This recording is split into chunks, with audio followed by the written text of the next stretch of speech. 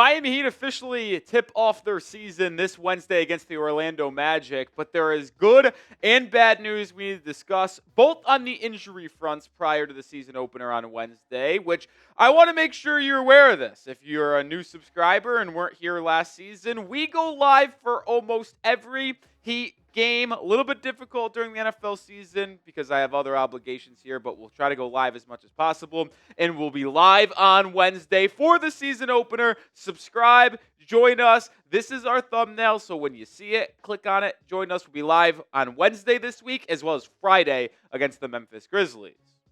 All right, let's start with the bad news surrounding the Miami Heat, and it really just has to deal with one injury because the Heat are going to have two players out for the season opener, that being Tyler Herro, which was well expected, but the other player that will be missing the first game is rookie guard Kasparas Jakucionis. He dealt with multiple injuries in training camp in the preseason, started with the wrist, came back, left the game with, they called it hip soreness, but then later revealed he has groin strain, and he will miss the season opener. Unclear on when Jakucionis will ultimately be able to make his Miami Heat regular season debut, but it's obviously not great that Miami doesn't have him. Listen, in the one full preseason game Yak played, he looked really good, had 10 assists, had really solid chemistry and rapport with second-year center Kel'el Ware, and with the Heat being so thin at guard without Tyler Herro, you maybe would have looked at Jakucionis' performance and say, okay, maybe the young guy can get some minutes early on in the year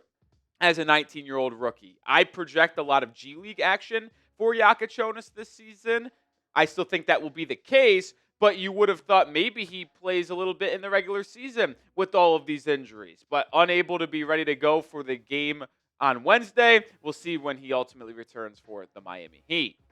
All right, so that was really the only bad news. Let's get to the good news now, and that is the fact that Nikola Jovic and Bam Adebayo practice over the weekend, and everybody should be ready to go on Wednesday outside of Jakucionis and Tyler Herro, because that was a little bit of a question mark with Terry Rozier's hamstring strain. Davion Mitchell, yeah, he played in the final preseason games, but he dealt with calf soreness. Jovic dealt with back soreness. We saw Bam leave the game last week with a little bit of a concern with his knee, but he's going to be ready to go after practicing. So Heat fully healthy outside of Jakucionis and Tyler Herro, so 13 of the 15, or 12 of the 14 players on the standard active roster will be ready to roll.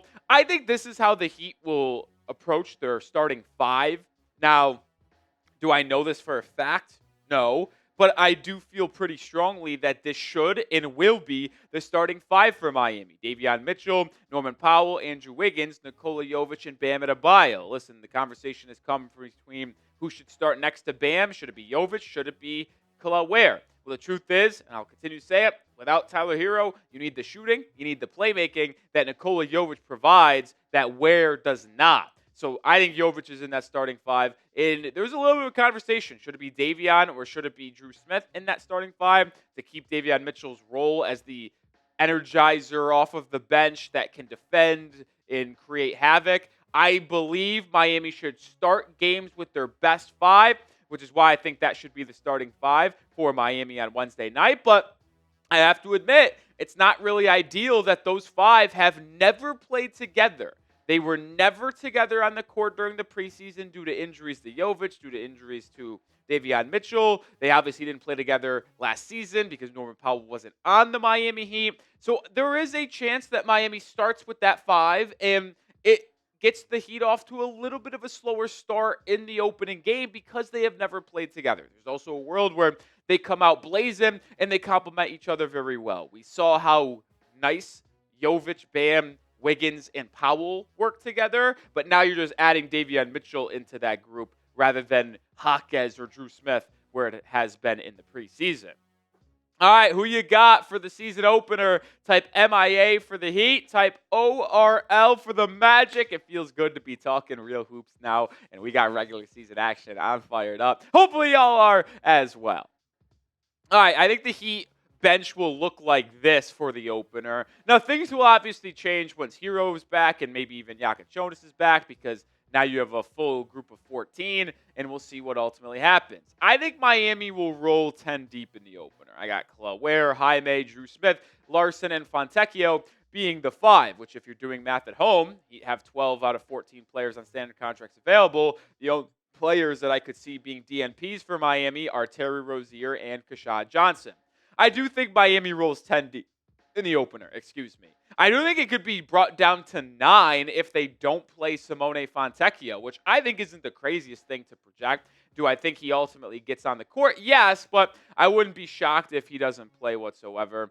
I think Miami rolls 10 deep. We know Spo in winning situations likes to shrink the rotation, but this is the season opener and a lot of new faces, right? We're seeing Drew Smith for the first time in a long time. We're seeing Simone Fontecchio. Larson really first time have an expanded role. Like, I think Spo will be quick to pull the plug on some type of lineups and put some other guys in there. Like, this guy's a mastermind. I think he's going to try to find the right pieces to make this puzzle fit perfectly early in the season without your best offensive player. More coming up here on the Orlando Magic as well. But this episode is brought to you by PrizePicks. You and I make decisions every single day. The right decisions on PrizePicks can get you paid where it's good to be right. So simple to play. Just pick more or less on at least 2 player stats. And if you get your picks right, you could cash in. PrizePicks is the only app that offers stacks, meaning you can pick the same player up to 3 times the same lineup. Want to pick more than a Norman Powell points, rebounds, 3-pointers? Well, now you can, all in the same lineup, only on PrizePicks. I have an entry in for the opening night.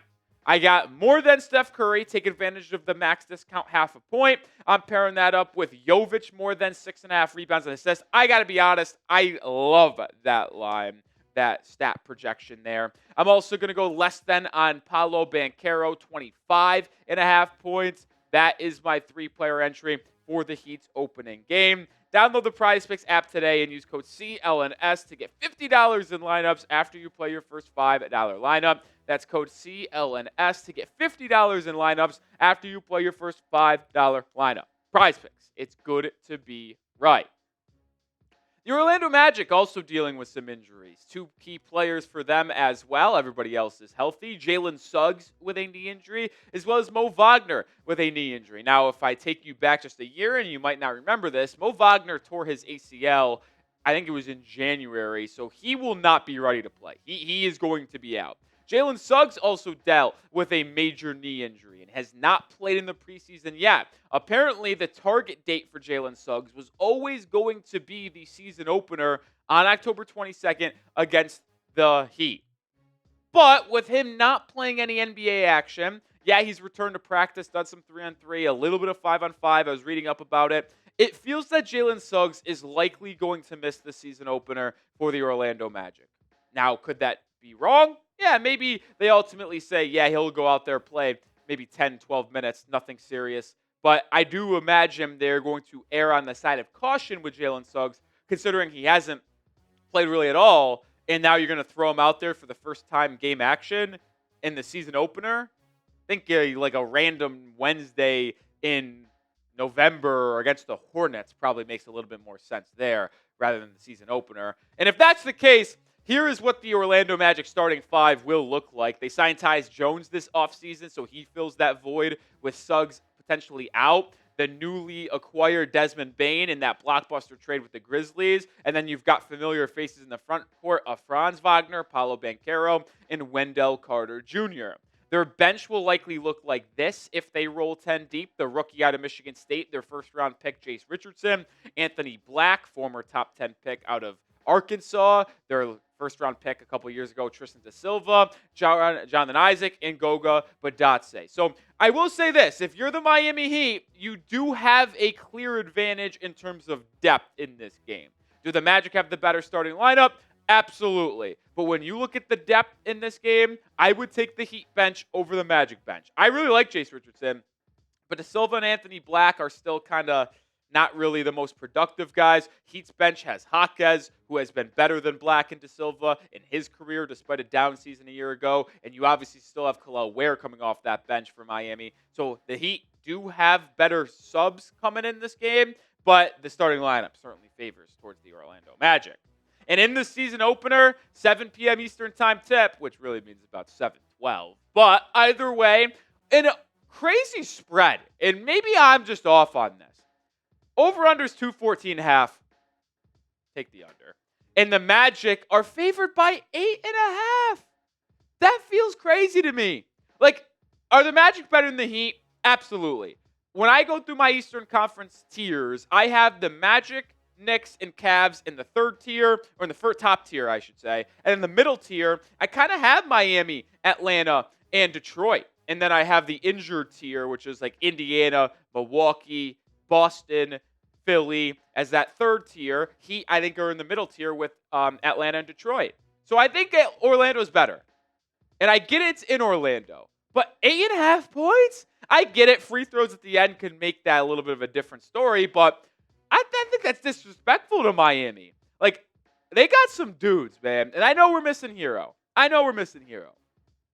just feel like 8.5 points is not going to happen. The Magic don't blow anybody out. I think this is going to be a close game. Will I pick the Heat to win? I don't know. I'll give you my full prediction on a video tomorrow and previewing the opening game. I just have a hard time believing it's going to be an 8.5 point game. Like, the Magic aren't going to score enough points to win by that much. Seriously. I'm fired up for the opener, if you can't tell. Listen, I can't do it in the football world anymore. I can't do it. So I got to have some sort of happiness. My Mets even suck this year. So I'm relying on the Heat to provide my sports happiness, and that's probably a scary sight to be in as well. But it's going to be an exciting season. It really is, because either it goes really, really poor and we're drafting AJ Dembasta, or we shock the world and make the playoffs. So it's a win-win for us this season, I'm telling you. And if you want more on the Miami Heat, go follow me over on Twitter. @Nick_Roloff is my handle. I'll see you tomorrow with a full opening night preview prediction, what to watch for. So be on the lookout for that.